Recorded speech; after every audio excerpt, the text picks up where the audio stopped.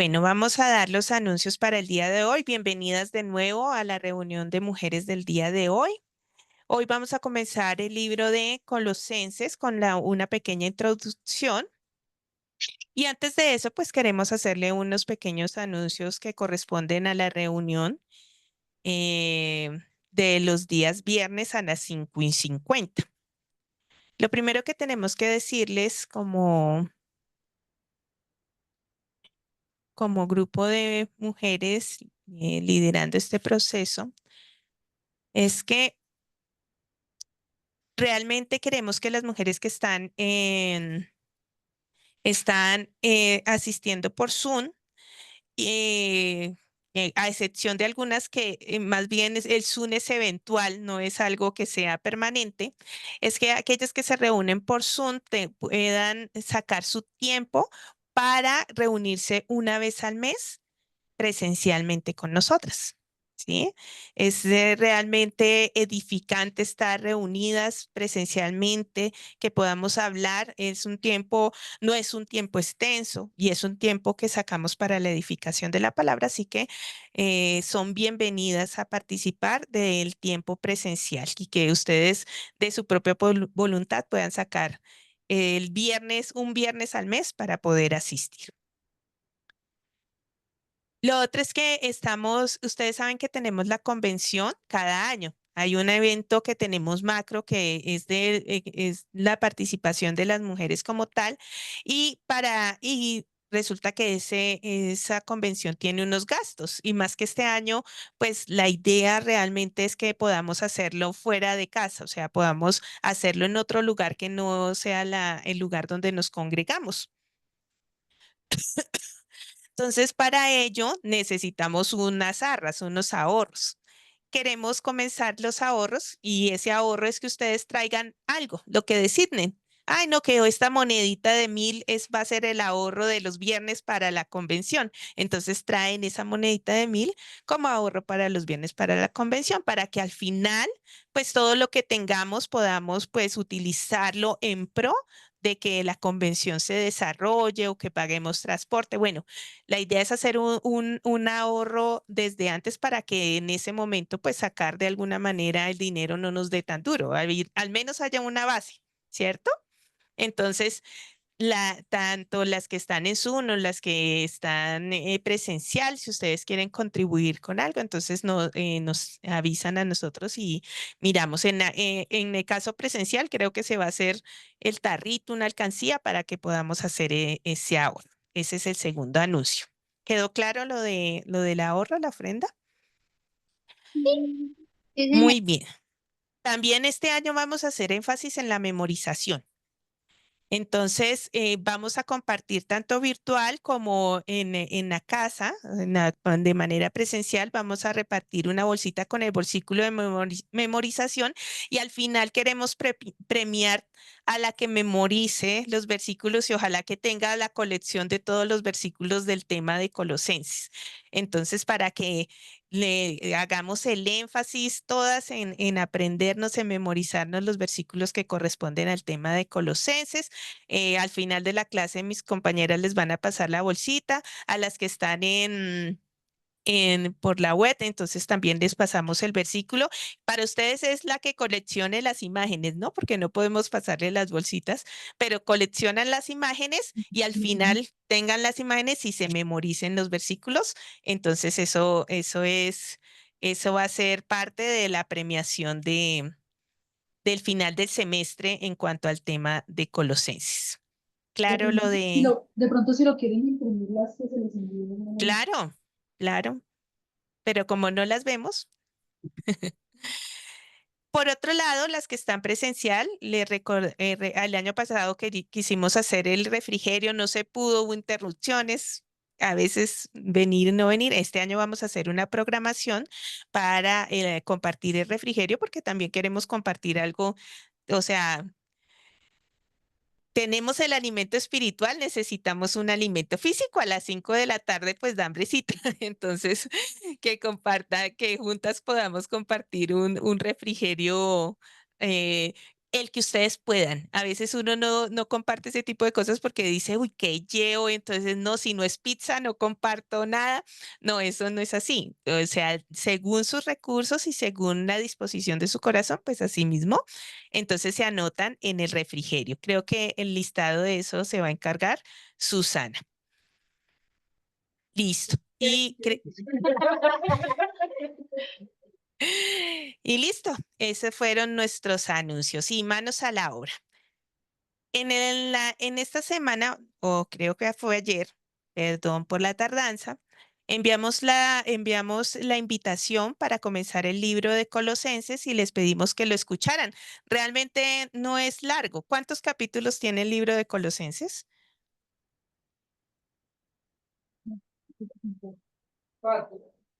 Cuatro. Eran simplemente cuatro capítulos que seguramente en hora y media, según lo que ustedes podían, lo leían o lo escuchaban. Yo creo que menos, según la atención que presten. Pero para ¿por qué les pedimos que lo escuchen todo? Porque eso nos da un marco general en la mente de cada uno para que lo podamos entender. Ya entendiendo el marco general, se nos van a presentar preguntas como tal. Pero esas preguntas, digámoslo así, no se las voy a aclarar yo todas hoy, pero la idea es que hagamos una pequeña introducción del libro de Colosenses. Entonces, permítame, voy a compartir y vamos a poner manos o boca a la obra, digo yo.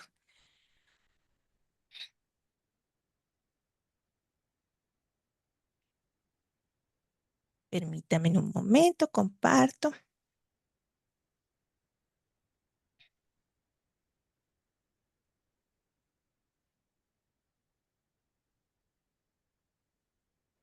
Listo. ¿Están viendo la presentación? Muy bien. Entonces, ¿qué podemos decir del libro de Colosenses? Cuando hablamos del libro de Colosenses o lo hemos leído de alguna manera, se nos presentan unas preguntas que quiero hoy que las compartamos juntas y que si alguna, pues que nos queden en la mente o de pronto si alguna quiere compartir algo, está bien.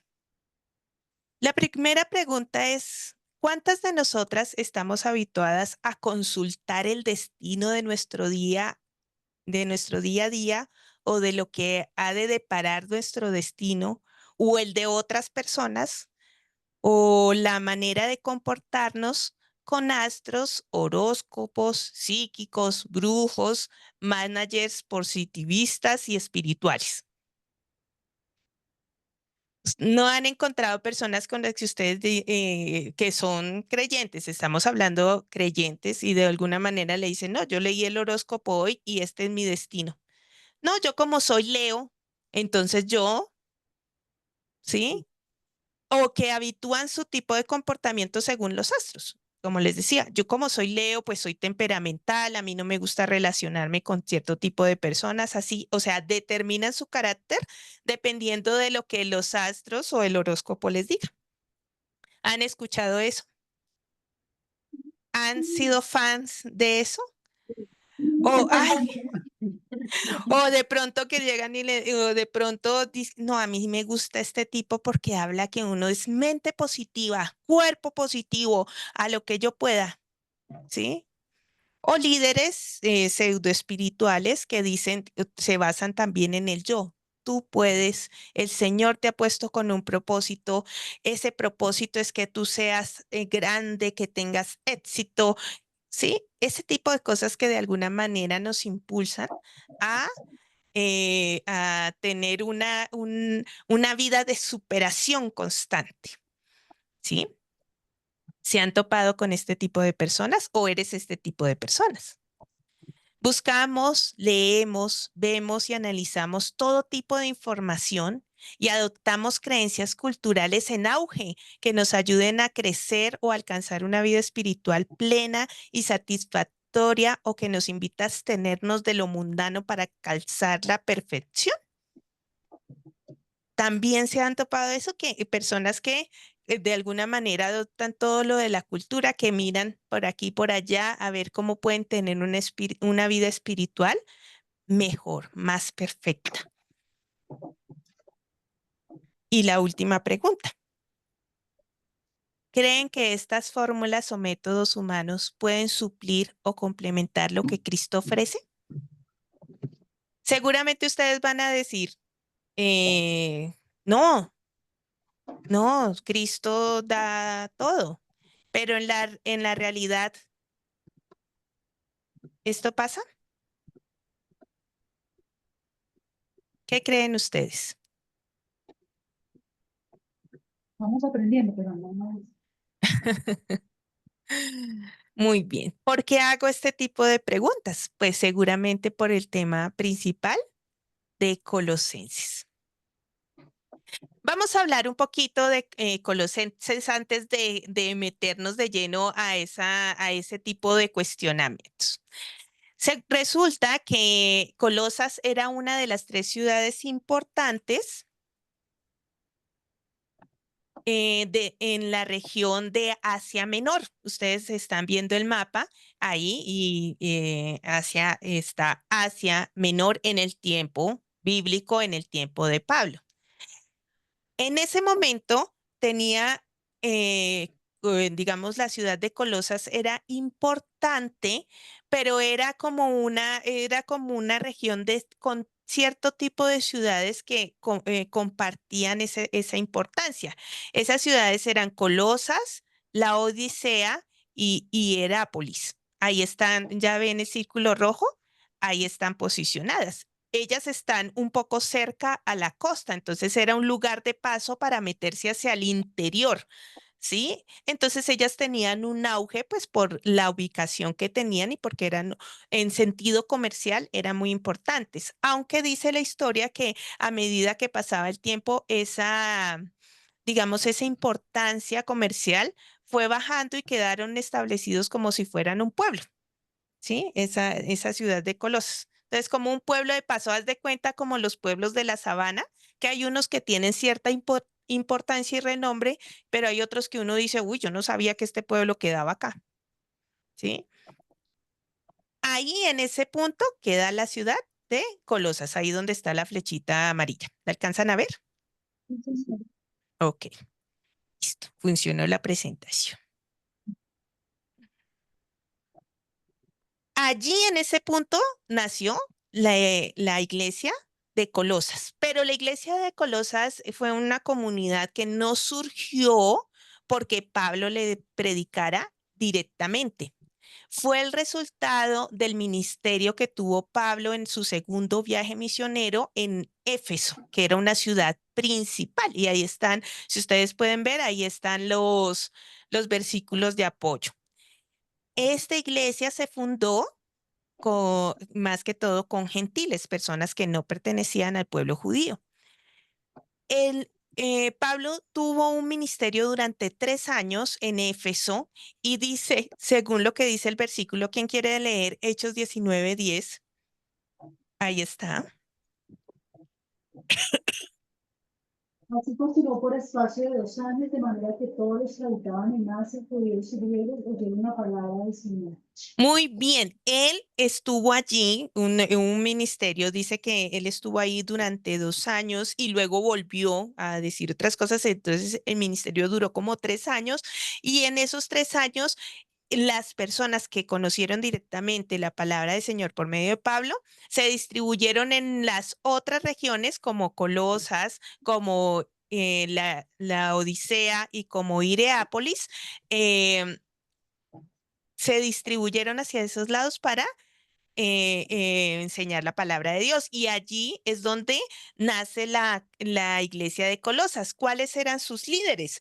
Pues resulta que sus líderes eran hermanos fruto de la predicación de Pablo. Uno era Epafras, que era considerado uno de los principales fundadores y llevó el ministerio a esa comunidad. Tenía el ministerio en las ciudades de Herápolis y la Odisea. Eso lo encontramos en Colosenses 4, de 12 al 13. Otro que realmente es fundador de la iglesia de Colosas es Filemón. Ustedes saben que hay una carta que se le dedica a Filemón. Nosotros ya hemos estudiado esa carta. Y Filemón, junto con su familia, dice que Apía y su hijo Arquipo eran parte de la congregación de Colosenses. Su hijo Arquipo seguramente era el pastor, eso lo encontramos en Colosenses 4:17. Y ellos contribuyeron al crecimiento de la iglesia. La iglesia estaba compuesta mayoritariamente por gentiles, lo que refleja en la práctica y en los desafíos que enfrentaron relacionados con costumbres y filosofías extrañas al mensaje original. Como ellos eran un lugar de paso, entonces imagínense la influencia cultural que tenían. A ellos les llegaba de todito.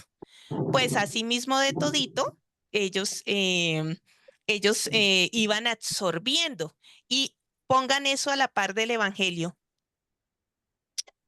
Nada distinto a lo que se vive hoy en día.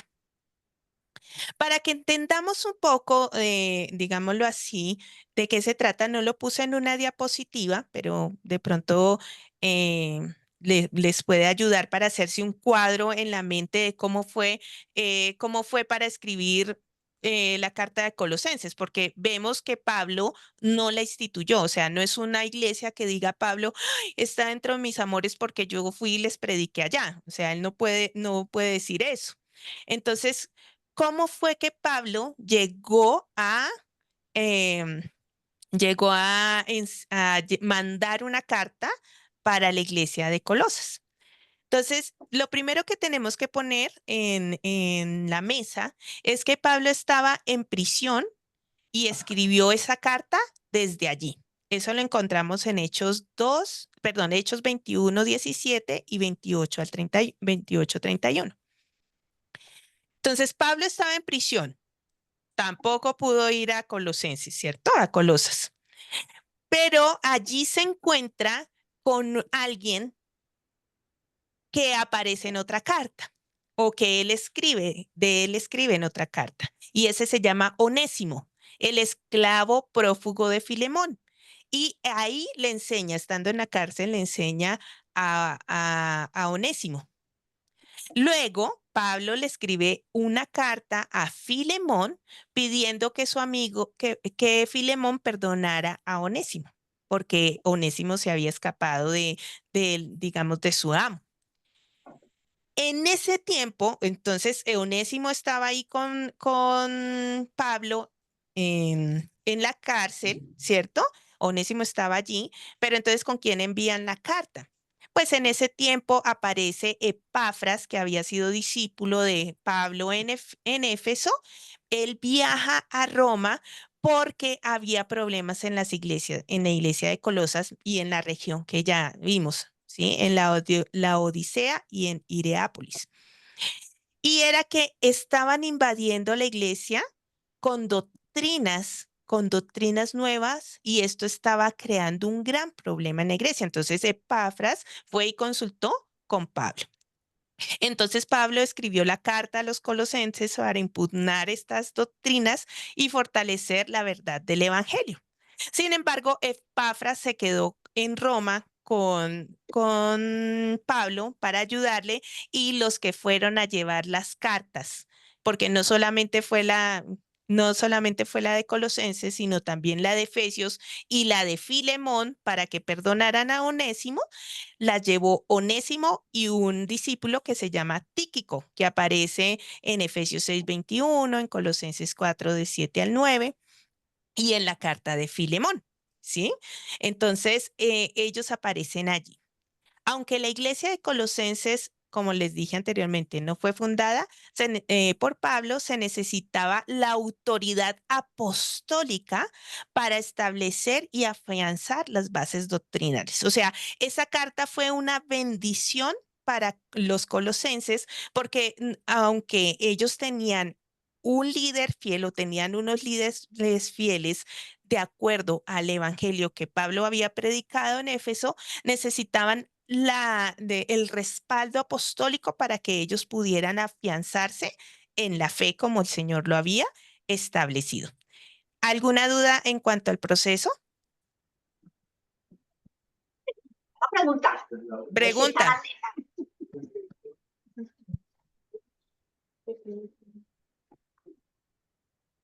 ¿Qué pregunta? ¿No? No, ¿No? pensé que Ok. tenía. Todo claro, todo claro. Ok, listo. Perfecto. Tenemos un invitado especial. Ah, ok. ¿Será un Bueno, infiltrado? entonces, ¿cuál es el motivo de la carta de Pablo? Pablo escribió esta carta desde prisión para enfrentar una crisis que amenazaba la pureza del evangelio, nada más y nada menos. En la comunidad se habían infiltrado enseñanzas falsas, que era una mezcla, y vamos a ver que esa mezcla tiene un nombre, de una filosofía oriental. Algo de astros, algo de horóscopo, algo de estrellas, algo de ángeles. Bueno, tras del hecho se sumó que los judíos estaban rondando a los cristianos, entonces el legalismo judío y elementos del gnosticismo que ponían en riesgo la preeminencia de Cristo. Miren, ahí hay varias palabras que ustedes, algunas dirán, pero ¿esto cómo se come? Dice legalismo, gnosticismo, ¿sí? Preeminencia, cosas así. El caso es que habían unos problemas, ¿sí? Esas falsas doctrinas estaban entrando, por ejemplo, diciendo que la promesa de un conocimiento secreto, de unos misterios. Los falsos maestros aseguraban que a través de un conocimiento oculto, o sea, un conocimiento más grande, más excelso que a lo que se le llamó la gnosis en griego, se podía alcanzar la perfección espiritual. Esta idea dividía a la comunidad creando una élite que se consideraba superior y apartada de la salvación ofrecida gratuitamente a todos en Cristo. ¿Sí? La respuesta que Pablo dio a eso lo podemos encontrar en Colosenses 2, 2 al 3. Lo otro es que estaban teniendo un enfoque erróneo en la influencia de los ángeles. Ellos estaban diciendo que los ángeles y que tenían poderes espirituales, regían en los asuntos terrenales hasta utilizando a los astros, otorgándoles un rol central en la administración del cosmos y de las decisiones que se establecían para los seres humanos aquí en la Tierra. Esta visión desvirtúa la obra redentora de Cristo, ya que trasladaba el foco de la salvación y el poder supremo a los seres intermedios, a los servidores del Señor. Eso lo encontramos en Colosenses 1:18 y 2 del 9 al 10. Y el ascetismo y el legalismo, que eran los maestros, enseñaban que para vencer la naturaleza pecaminosa era necesario adoptar prácticas extremas de ascetismo. No se preocupen por las palabras que ya las voy a aclarar, o someterse rigurosamente a la ley mosaica. Por ejemplo, a la circuncisión y a dietas alimentarias, que no podían comer ni de esto ni de aquello. ¿Por qué? Cuando en realidad la verdadera transformación surge de una relación viva con Cristo. Entonces, miren todo lo que había filtrado, digámoslo así, los falsos maestros. Entonces, Pablo tenía un propósito con la carta y era reafirmar que Cristo es la cabeza de la iglesia y que por medio de su sacrificio los creyentes estaban completos, no necesitaban nada más. Con esta carta invita a los colosenses a no dejarse engañar por doctrinas que distorsionan el evangelio, recordándoles que la salvación y la plenitud se hallan únicamente en Jesús. ¿Qué dice Colosenses 2 del 9 al 10? Por favor. Porque él habita, porque en él habita corporalmente toda la plenitud de la deidad. Y vosotros estáis completos en él, que es la cabeza de todo principado y potestad. ¿Qué le hace falta al creyente según ese versículo? Estamos completos. Dice que estamos completos en Él, en Cristo. ¿sí? O sea, la carta como tal es una contraposición a lo que estaban diciendo, a las doctrinas que estaban filtrando estos falsos maestros y que estaban yéndose completamente contra la deidad de Cristo, contra la autoridad de Cristo y contra lo que, digámoslo así, Cristo estableció por medio de su obra para los creyentes. Y Cristo hace una férrea em, defensa de lo que realmente se obtuvo gracias a la obra de Cristo. Eso es lo que Pablo quiere establecer. Entonces, digamos, sumerjámonos un poquito y de una manera corta en esas doctrinas que se estaban metiendo poquito a poquito y comparémoslos de pronto con la información que nosotros como creyentes recibimos y a la cual, porque créanme que muchas veces nosotros comparamos no la palabra de Dios con estas cosas, sino que esas cosas las comparamos con la palabra del Señor. O sea, a lo que me refiero, le estamos dando más importancia quizás a esas doctrinas que están por fuera y cogemos la palabra de Dios y la comparamos y decimos, ay, no, de pronto la palabra de Dios se equivocó con estas cosas, porque eso era lo que estaba sucediendo, ¿sí? Muchas veces nosotros comparamos lo que aprendemos, el conocimiento que adquirimos, porque en el mundo estamos, debemos adquirir conocimiento, lo comparamos para buscarle el fallo a la palabra del Señor. No ponemos el estándar de la palabra del Señor y decir en qué se equivocan esas doctrinas. ¿Sí me hago entender? Sino que menospreciamos la palabra del Señor y la comparamos con esas cosas y luego decimos que es la palabra del Señor la que se equivocó. Eso era lo que estaba pasando en ese momento. Entonces hablemos un poco del gnosticismo. ¿Quién quiere leer lo que dice ahí? ¿Se alcanza a ver? ¿O en la web? Es la creencia de que existe un conocimiento secreto de la gnosis al que solo pueden acceder unos pocos elegidos, y que dicho conocimiento es el camino para alcanzar la perfección espiritual. Los gnósticos aseguran que la materia es inherentemente mala y el espíritu es bueno. Ujú. Entonces, como resultado de lo que ellos piensan, ¿sí? De esa presuposición, los gnósticos creen que cualquier cosa que se haga en el cuerpo, incluso el pecado más grande, no tiene sentido, porque la vida real existe solamente en el reino de los espíritus. O sea, desestiman el cuerpo, lo ponen como algo supremamente malo, pero como lo hago en el cuerpo, y si en el espíritu no estoy pensando eso, entonces no hay problema, ¿cierto? Puedo Pero pecar y no me afecta espiritualmente. exacto, no me afecta espiritualmente, pero el Señor dice que nosotros somos seres integrales, ¿sí? Nosotros somos seres espíritu, alma y cuerpo. O sea, todo es unido, ¿sí? O sea, que el pecado sí va a afectarme de una manera espiritual, ¿sí? ¿Qué influencia tenía este tipo de pensamiento en la iglesia? El gnóstico promovía una división dentro de la comunidad cristiana, creando una especie de élite espiritual que al poseer este conocimiento exclusivo se consideraba superior. Esta visión se opone al Evangelio, que enseña que la salvación y la plenitud de la sabiduría están disponibles para todos los que creen en Cristo. Eso lo dice en Colosenses 2, del 2 al 3.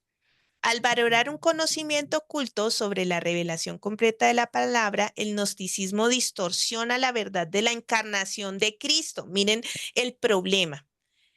Al considerar que el cuerpo es malo, lo que ellos pensaban es que el Señor tenía diferentes emanaciones, o sea, que él venía, su espíritu venía de vez en cuando, emanaciones, ¿sí? Como una aparición de vez en cuando. Y que Cristo era una de esas emanaciones espirituales, entonces él no vino en cuerpo. Si no vino en cuerpo, ¿cómo se sacrifica? ¿Cómo es el Cordero perfecto? ¿Sí me hago entender? No habría un sacrificio y no habría un pago por el pecado. Entonces la obra de Cristo quedaría desvirtuada. Y esa es la sutileza de esas doctrinas como el gnosticismo, ¿sí? ¿Hasta ahí alguna pregunta? ¿No? Muy bien. La otra es el ascetismo.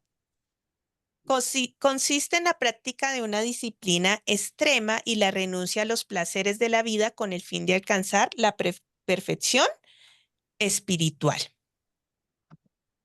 Ejemplo, em, digamos que el ascetismo está marcado por una austeridad, el rechazo del materialismo y la búsqueda de una elevación espiritual. O sea, lo que yo adquiero acá en la tierra no me sirve para nada, ¿sí? No puedo disfrutar de ello. Eso de alguna manera me hace daño, entonces lo rechazo y vivo en una completa austeridad. El ascetismo impone reglas rígidas que niegan el gozo de la vida cotidiana en contraste con el hecho de que Cristo encarnó y vivió plenamente entre nosotros. ¿Sí? Cristo disfrutó de su vida acá en la tierra, compartió con sus hermanos, fue a diferentes eventos, estuvo con los discípulos, o sea, estar en carne también le hizo poder disfrutar la vida terrenal como tal, sabiendo su propósito. Por otra parte, está otra palabra que es el legalismo. Cuando hablamos de legalismo, ¿qué dice que es el legalismo? ¿Alguien lo quiere leer? La creencia de que la estricta observación de la ley y de rituales como la circuncisión o las normas eh, Dietéticas. dietéticas es necesario para obtener la salvación o un crecimiento espiritual auténtico. Muy bien, entonces los legalistas que eran judíos estaban imponiendo de nuevo la circuncisión y el comer o no comer cierto tipo de alimentos para tener una vida espiritual más suprema. Y por último está el sincretismo, que sería lo que estaban viviendo los colosenses, que es la fusión de todos esos elementos. El Coger de todo sincretismo, lado. ajá, cogían, entonces como llegó de todo lado y como ellos, quiero que entiendan que los colosenses eran una cultura acostumbrada a absorber diferentes cosas de conocimiento, ¿sí? Porque ellos Se también aceptaban todo. ellos querían tener ese tipo de conocimiento, además que alcanzar el conocimiento era o Ajá. es algo supremo, o díganme ustedes si tener conocimiento no es algo deseable, Ujú. ¿sí? Y se piensa que obtener conocimiento de todo lado, pues es algo que enriquece a la persona, pero eso necesita otra palabra que se llama discernimiento, saber que sí y saber que no. Saber que realmente hay pensamientos que vienen del ser humano y que no son comparables con la palabra del Señor. Entonces el sincretismo es esa fusión. Y agréguenle eso ustedes el concepto erróneo que tenían de los ángeles y su influencia. ¿Qué dice Colosenses 2:15?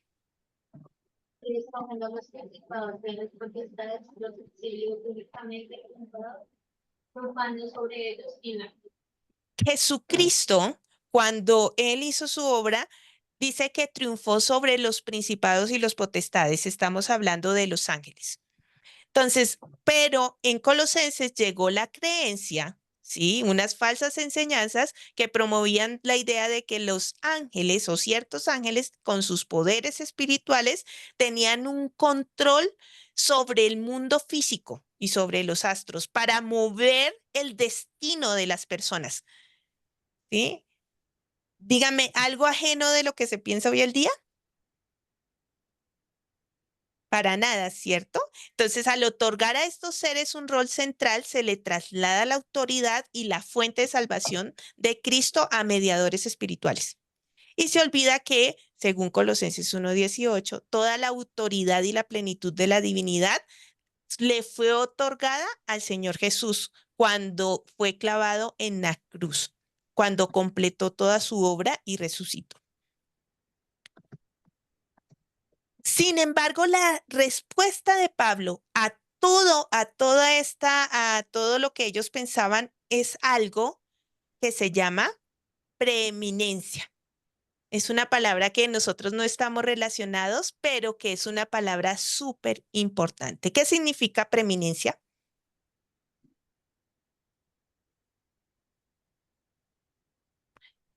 Leamos Colosenses 1 del 15 al 20. Alguien que lo lea. Búsquenlo ahí en sus Biblias. No se los puse acá para que puedan coger sus Biblias físicas.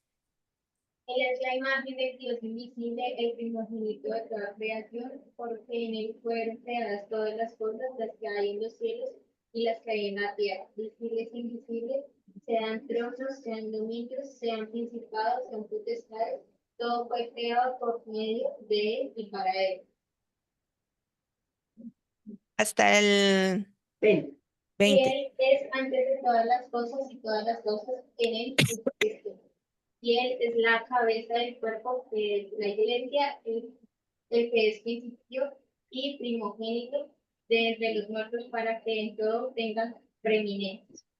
Por cuanto agradó al Padre que en él habitase toda plenitud, y por medio de él reconciliar consigo todas las cosas, así las que están en la tierra como las que están en los cielos, haciendo la paz mediante la sangre de su Cristo.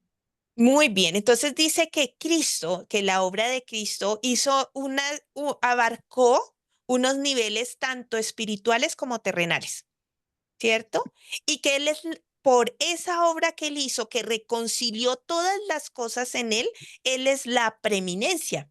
Ahora bien, ¿qué es la preeminencia? Y vamos a compararla con con otra palabra. ¿Ustedes han escuchado esta palabra prominente? ¿Sí? Cuando hablamos de prominente es una elevación de algo sobre lo que está alrededor o cerca de ello. Es como tenerlo presente, como algo que entendemos que tiene autoridad. Eso es ser prominente. Algo que sabemos que tiene un rango, que tiene una autoridad, yo entiendo. Yo puedo entender que Cristo tiene una autoridad. Pero ser preeminente o que tenga preeminencia es el privilegio, es excepción o ventaja o preferencia que goza alguien respecto de otra persona por razón o mérito especial. Lo que está diciendo Pablo es que ante esas falsas doctrinas, ¿quién es el que de quién debería gozar el hecho irrefutable o de a quién se le debería atribuir el hecho de que contiene la verdad? Más bien para que me puedan entender. ¿A quién? ¿Quién debería tener la preferencia cuando lo comparamos con otras doctrinas? Señor Cristo. Muy bien, Cristo. Entonces, cuando hablamos de prominente con respecto a Cristo, tenemos que pensar, bueno, Cristo es alguien que yo reconozco, que es alguien que tiene autoridad, que sí, que vino, cumplió una obra y no, chévere que me dio salvación. Más o menos así podríamos verlo. Pero cuando pensamos en que Cristo es preeminente, entonces decimos que significa que Él ocupa el lugar supremo en toda nuestra vida, no solo como una figura prominente o destacada, sino como la autoridad máxima y el fundamento de nuestra fe. Es la base de todas nuestras acciones, pensamientos y decisiones, dirigiendo y transformando nuestro ser en cada área. Esa es la preeminencia. Ahora les pregunto, si lo pasamos a la actualidad, ¿Cristo es prominente en mi vida o goza de la preeminencia que se le otorgó y que se ganó por medio de su obra? ¿Realmente puedo decir que Cristo es mi preeminencia o que Él es la preeminencia de mi vida cuando lo comparamos con otras enseñanzas que recibimos del mundo? Ojo, porque aquí estoy pensando en aquello que traza mi mente. ¿A qué le doy la preeminencia? ¿A lo que dice Cristo o a lo que dicen los otros? Los colosenses, ¿a quién le estaban dando la preeminencia? Los filosofías. ¿Qué dice Colosenses 2 del 9 al 10? En él habita corporalmente toda la plenitud de la deidad, y en él y en él vosotros estáis completos. En él habita, o sea, todo lo que necesitamos de una deidad está en Cristo. Y cuando nosotros fuimos salvados o fuimos salvos por Cristo, nosotros quedamos completos en Él. O sea que cualquier cosa, aún de conocimiento que necesitemos, la preeminencia se la lleva mi Señor Jesucristo. Es como el diamante, ¿sí? Que necesitamos, lo que encaja, lo más precioso que tenemos y que es incomparable. Entonces, ¿cuál es el llamado de Cristo realmente? Pablo exhorta a los creyentes a que reconozcan que la verdadera transformación viene del vivir en Cristo. Eso lo podemos encontrar en Colosenses 3 del 1 al 4. Esto implica despojarse de viejos hábitos y adoptar actitudes que reflejen la nueva identidad en Él. El despojarnos de lo que otras creencias pueden tener, el de aquello de, ay, no voy a ir a los astros a consultar cómo va a ir mi día, o a trazar mi personalidad por ciertos patrones que supuestamente el horóscopo dice, porque yo pertenezco a Leo, a Piscis, y otros, a Bueno, Cáncer. ¿Sí? parecemos un cáncer a Ah, veces. exactamente, pero miren cómo nos han trazado y cómo nosotros mismos nos seguimos trazando con ciertas actitudes y no podemos salir de allí ni darle la preeminencia a la enseñanza de nuestro Señor, por lo que ya fuimos trazados. Para ello, para que nosotros realmente podamos darle la preeminencia a Cristo, debemos primero cultivar una vida de oración y meditación, según lo que dice Colosenses 4, 2 al 6. Si alguien lo quiere leer, rapidito. Colosenses 4, del 2 al 6. Estar en la oración velando en ella con acción de gracia, orando también al mismo tiempo por nosotros para que el Señor nos abra puerta para la palabra, a fin de dar a conocer el ministerio de Cristo, El el misterio. ministerio de Cristo por el cual también estoy preso, para que lo manifieste como debo hablar. Andad sabiamente para con los de afuera, redimiendo el tiempo. Sea vuestra palabra siempre con gracia, sazonada con sal, para que sepáis cómo debéis responder a cada uno. Muy bien. Entonces, prácticamente si lo sintetizamos para que realmente nosotros podamos crecer en darle la preeminencia a Cristo, dice, primero debemos cultivar una vida de oración y meditación en la palabra del Señor. Segundo, debemos promover la unidad y el amor en las relaciones interpersonales con nuestros hermanos y aún con los de afuera. Vivir una ética de servicio y de testimonio, ¿sí? Y cuarto, que es supremamente importante, rechazar esas influencias contrarias que de alguna manera estamos pensando que nos van a ayudar a tener una vida espiritual más suprema y que están completamente fuera de la preeminencia de Cristo. O sea, de lo que realmente debo pensar en mi Señor. Si lo ponemos en la vida práctica como mujeres, yo puedo decir que puedo cultivar, ir poniendo la preeminencia en Cristo en diferentes ámbitos como mujeres, en el trabajo y en la comunidad, con mis amistades. Puedo reflejar una actitud de integridad y servicio, mostrando que la ética cristiana guía sus relaciones laborales y sociales, según lo que dice la palabra, que se refleja en perdonando unos a otros, en siendo misericordiosos, bondadosos, en que, como decía ahí, que nuestra palabra sea sazonada con sal y que demos realmente lo que necesita la otra persona. Aún en las redes sociales y en las relaciones interpersonales, ¿cierto? Decidir compartir mensajes edificantes y testimonios reales en redes sociales. Sí, a veces compartimos la dieta de Buda, compartimos el yoga, compartimos otras cosas que supuestamente nos ayudan a tener una vida espiritual, las compartimos. Esos mensajes motivacionales que hoy en día los compartimos muchos, pero que realmente a veces no nos ponemos a pensar, ¿esto viene de Cristo? ¿Sí? Por ejemplo, tú eres una mujer valiente, poderosa, todo lo puedes alcanzar en tu día a día.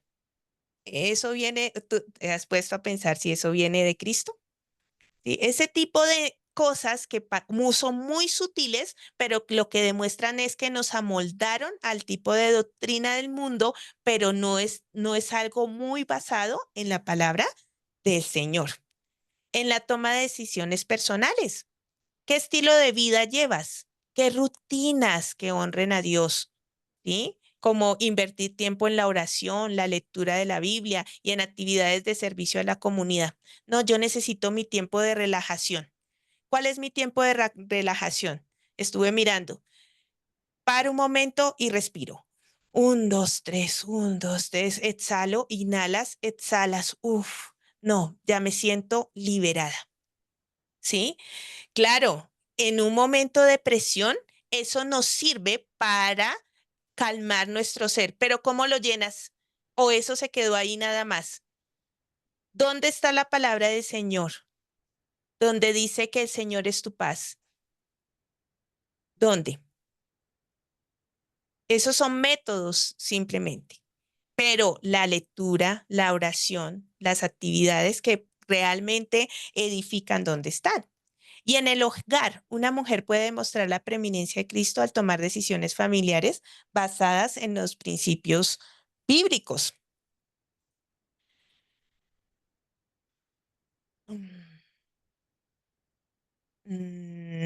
Principios bíblicos. Entonces, ¿cómo? Promueve el amor, el respeto, la enseñanza de la palabra, exhorto sobre la palabra, me visto de compasión, bondad, perdón en mi hogar. O soy una mujer súper exigente con mis padres, con mis hermanos, con si tengo esposo, con mi esposo, con mis hijos. ¿Cómo desarrollo realmente mi vida de creyente en mi hogar? ¿Sí demuestra que Cristo tiene la prominencia? Este llamado a vivir con Cristo en preeminencia es especialmente relevante para nosotras las mujeres, quienes en nuestros diferentes roles como madres, profesionales, estudiantes, líderes, amigas, esposas, todo lo que abarca nuestros roles, necesitan la preeminencia en Cristo y pueden marcar una diferencia significativa al reflejar en cada aspecto de su vida el mensaje de salvación y libertad que solo Jesús ofrece. Así que el llamado de Pablo por medio de la carta de Colosenses es que nosotros realmente le demos la preeminencia a nuestro Señor en cada aspecto de nuestra vida. Por eso el versículo que nos vamos a memorizar para esta semana es, y Él es la cabeza del cuerpo, que es la iglesia. Él es el principio, el primogénito entre los muertos, para que todo tenga, para que en para que en todo tenga la preeminencia. Entonces, sí, me toca aprendérmelo. Leámoslo todas, inclusive las que están en Zoom. Leámoslos todos, lo que dice ahí. Colosenses 1 y 18. Ujú. Y Y él es Él la es la cabeza cabeza del del cuerpo, cuerpo, que que es es la la iglesia. iglesia.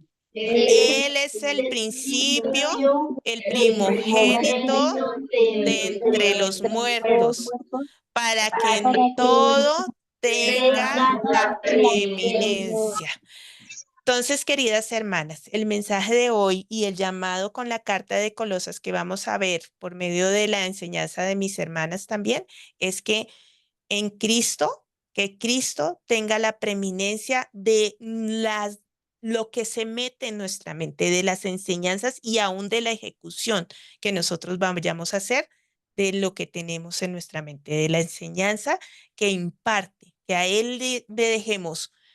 Primero pienso lo que dice la palabra y luego por medio de lo que dice la palabra examino las otras enseñanzas que vienen de afuera, no al contrario, ¿sí?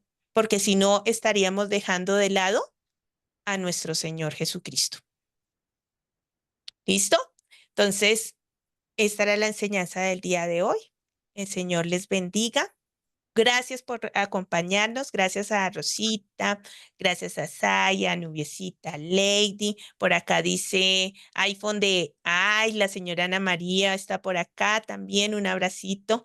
Amparito, gracias a mis hermanas allá en, en la casa pastoral, a Angie, a Tati, a Pao, a Marce, a Susi. A Lenny, creo que está por ahí. ¿Quién más está por ahí? Gracias. Paola y David. David. Y David, a mi hermana. A David, un abrazo. El Señor les bendiga y nos vemos entonces la próxima clase. Tengan en cuenta la memorización del versículo y el Señor les siga guardando y ayudándoles a entender la preeminencia en Cristo por medio del libro de Colosenses. Un abracito. Gracias. Gracias, Luisita. Abachos. Gracias. Gracias, Judicita. Con gusto.